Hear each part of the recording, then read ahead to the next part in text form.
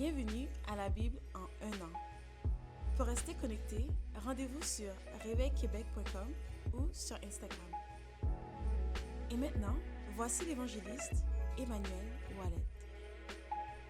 Actes, chapitre 5. Mais un homme nommé Ananias et Saphira, sa femme, vendit une propriété et retint une partie du prix. Sa femme le sachant, puis il apporta le reste et le déposa aux pieds des apôtres. Pierre lui dit, Ananias, pourquoi Satan a-t-il rempli ton cœur au point que tu mentes au Saint-Esprit et que tu aies retenu une partie du prix du champ? S'il n'eût pas été vendu, ne te reste-t-il pas? Et après qu'il a été vendu, le prix n'était-il pas à ta disposition? Comment as-tu pu mettre en ton cœur un pareil dessein? Ce n'est pas à des hommes que tu as menti, mais à Dieu. Ananias, entendant ces paroles, tomba et expira. Une grande crainte saisit tous les auditeurs. Les jeunes gens s'étant levés, l'enveloppèrent, l'emportèrent et l'ensevelirent. Environ 3 heures plus tard, sa femme entra, sans savoir ce qui était arrivé. Pierre lui adressa la parole. « Dis-moi, est-ce à un tel prix que vous avez vendu le champ? » « Oui, répondit-elle, c'est à ce prix-là. » Alors Pierre lui dit, « Comment vous êtes-vous accordés pour tenter l'Esprit du Seigneur? Voici ceux qui ont enseveli ton mari sont à la porte, et ils t'emporteront. » Au même instant, elle tomba aux pieds de l'apôtre et expira. Les jeunes gens étant entrés, la trouvèrent morte, ils l'emportèrent et l'ensevelirent auprès de son mari. Une grande crainte s'empara de toute l'assemblée et de tous ceux qui apprirent ces choses. Beaucoup de miracles et de prodiges se faisaient au milieu du peuple par les mains des apôtres. Ils se tenaient tous ensemble au portique de Salomon, et aucun des autres n'osait se joindre à eux, mais le peuple les louait hautement. Le nombre de ceux qui croyaient au Seigneur, hommes et femmes, s'augmentait de plus en plus, en sorte qu'on apportait les malades dans les rues et qu'on les plaçait sur des lits et des couchettes, afin que, lorsque Pierre passerait, son ombre, au moins, couvrit quelqu'un d'eux. La multitude accourait aussi des villes voisines à Jérusalem, amenant des malades et des gens tourmentés par des esprits impurs, et tous étaient guéris. Cependant, le souverain sacrificateur et tous ceux qui étaient avec lui, savoir le parti des Sadducéens, se levèrent, remplis de jalousie, mirent les mains sur les apôtres et les jetèrent dans la prison publique. Mais un ange du Seigneur, ayant ouvert pendant la nuit les portes de la prison, les fit sortir et leur dit, « Allez, tenez-vous dans le temple et annoncez au peuple toutes les paroles de cette vie. » Ayant entendu cela, ils entrèrent dès le matin dans le temple et se mirent à enseigner. Le souverain sacrificateur était avec ceux qui étaient avec lui survenus. Ils convoquèrent le Sanhédrin et tous les anciens des fils d'Israël, et ils envoyèrent chercher les apôtres à la prison.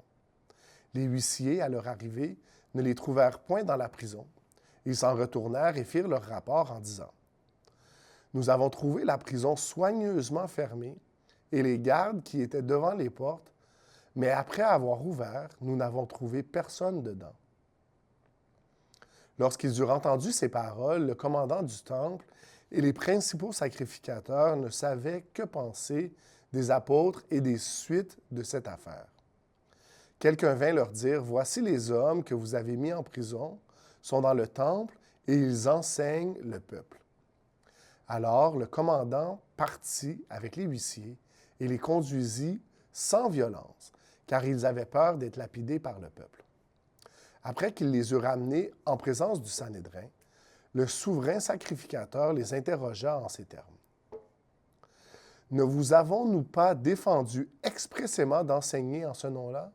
Et voici, vous avez rempli Jérusalem de votre enseignement, et vous voulez faire retomber sur nous le sang de cet homme. » Pierre et les apôtres répondirent, « Il faut obéir à Dieu plutôt qu'aux hommes. Le Dieu de nos pères a ressuscité Jésus, que vous avez tué, en le pendant au bois. Dieu l'a élevé par sa droite comme prince et sauveur pour donner à Israël la repentance et le pardon des péchés.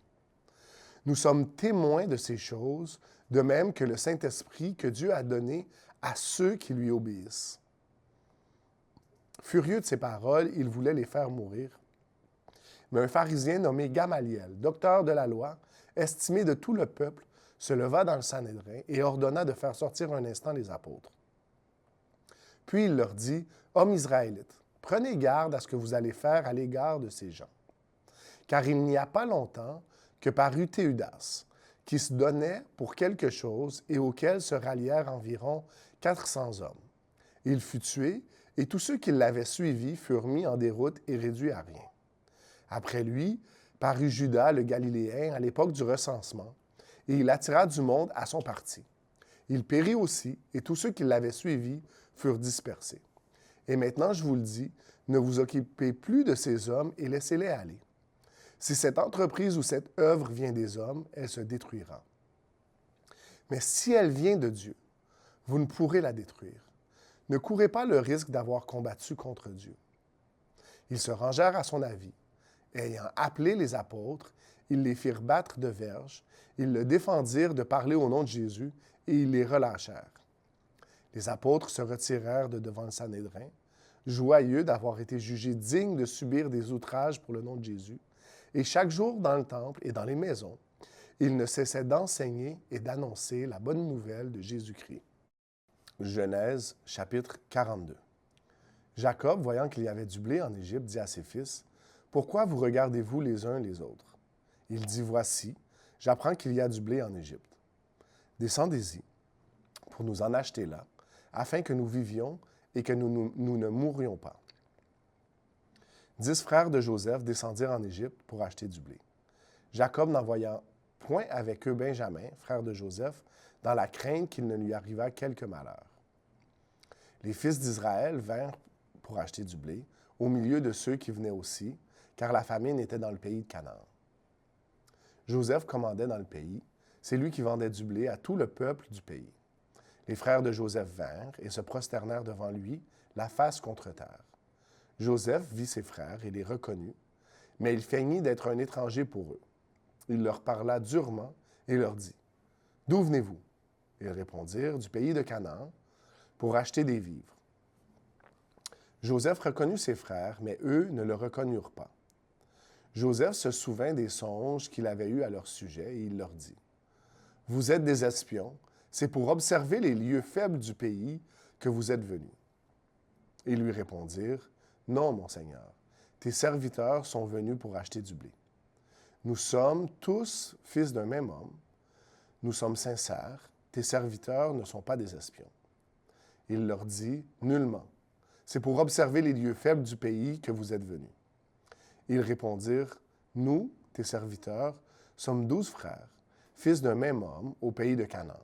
Et voici, le plus jeune est aujourd'hui avec notre père, et il y en a un qui n'est plus. » Joseph leur dit, « Je viens de vous le dire, vous êtes des espions. Voici comment vous serez éprouvés. Par la vie de Pharaon, vous ne sortirez point d'ici, que votre jeune frère ne soit venu. Envoyez l'un de vous pour chercher votre frère, et vous restez prisonniers. Vos paroles seront éprouvées, et je saurai si la vérité est chez vous. Sinon, par la vie de Pharaon, vous êtes des espions. » Et il les mit ensemble 3 jours en prison. Le 3e jour, Joseph leur dit, « Faites ceci, et vous vivrez. Je crains Dieu. Si vous êtes sincères, que l'un de vos frères reste enfermé dans votre prison, et vous partez. Emportez du blé pour nourrir vos familles. Et amenez-moi votre jeune frère, afin que vos paroles soient éprouvées, et que vous ne mourriez point. » Et ils firent ainsi. Ils se dirent alors l'un à l'autre, « Oui, nous avons été coupables envers notre frère, car nous avons vu l'angoisse dans son âme quand il nous demandait grâce, et nous ne l'avons point écouté.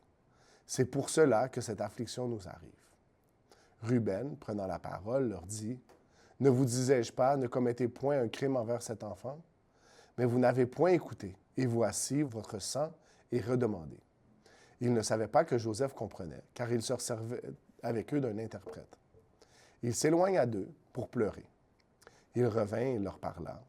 Puis il prit parmi eux Siméon et le fit enchaîner sous leurs yeux. Joseph ordonna qu'on remplît de blé leurs sacs, qu'on remit l'argent de chacun dans son sac et qu'on leur donna des provisions pour la route. Et l'on fit ainsi. Ils chargèrent le blé sur leurs ânes et partirent. L'un d'eux ouvrit son sac pour donner du fourrage à son âne, dans le lieu où ils passèrent la nuit, et il vit l'argent qui était à l'entrée du sac. Il dit à ses frères, « Mon argent a été rendu, et le voici dans mon sac. » Alors leur cœur fut en défaillance, et ils se dirent l'un à l'autre en tremblant, « Qu'est-ce que Dieu nous a fait? » Ils revinrent auprès de Jacob, leur père, dans le pays de Canaan, et ils lui racontèrent tout ce qui leur était arrivé. Ils dirent, « L'homme qui est le seigneur du pays nous a parlé durement, et il nous a pris pour des espions. Nous lui avons dit, nous sommes sincères, nous ne sommes pas des espions. Nous sommes 12 frères, fils de notre père. L'un n'est plus, et le plus jeune est aujourd'hui avec notre père au pays de Canaan. Et l'homme, qui est le seigneur du pays, nous a dit, « Voici comment je saurai si vous êtes sincères. Laissez auprès de moi l'un de vos frères. Prenez de quoi nourrir vos familles, partez, et amenez-moi votre jeune frère. Je saurai ainsi que vous n'êtes pas des espions, que vous êtes sincères. Je vous rendrai votre frère, et vous pourrez librement parcourir le pays. » Lorsqu'ils vidèrent leur sac, voici, le paquet d'argent de chacun était dans son sac. Ils virent, eux et leur père, leur paquet d'argent, et ils eurent peur. Jacob, leur père, leur dit, « Vous me privez de mes enfants. Joseph n'est plus, Siméon n'est plus, et vous pendriez Benjamin? C'est sur moi que tout cela retombe. » Ruben dit à son père, « Tu feras mourir mes 2 fils si je ne te ramène pas Benjamin. Remets-le entre mes mains, et je te le ramènerai. » Jacob dit, « Mon fils ne descendra point avec vous, car son frère est mort, et il reste seul. S'il lui arrivait un malheur dans le voyage que vous allez faire, vous feriez descendre mes cheveux blancs avec douleur dans le séjour des morts. » Proverbes chapitre 16, versets 1 à 6. Les projets que forme le cœur dépendent de l'homme, mais la réponse que donne la bouche vient de l'Éternel. Toutes les voies de l'homme sont pures à ses yeux, mais celui qui pèse les esprits, c'est l'Éternel. Recommande à l'Éternel tes œuvres, et tes projets réussiront. L'Éternel a tout fait pour un but, même le méchant pour le jour du malheur. Tout cœur hautain est en abomination à l'Éternel. Certes, il ne restera pas impuni. Par la bonté et la fidélité, on expie l'iniquité, et par la crainte de l'Éternel, on se détourne du mal. Soyez bénis et passez une très bonne journée. Merci de partager la Bible en un an. Si vous êtes intéressé à participer à la mission de partager l'Évangile à cette génération, visitez réveilquebec.com et cliquez sur « Donner maintenant ». Merci d'avance. Nous espérons vous voir bientôt.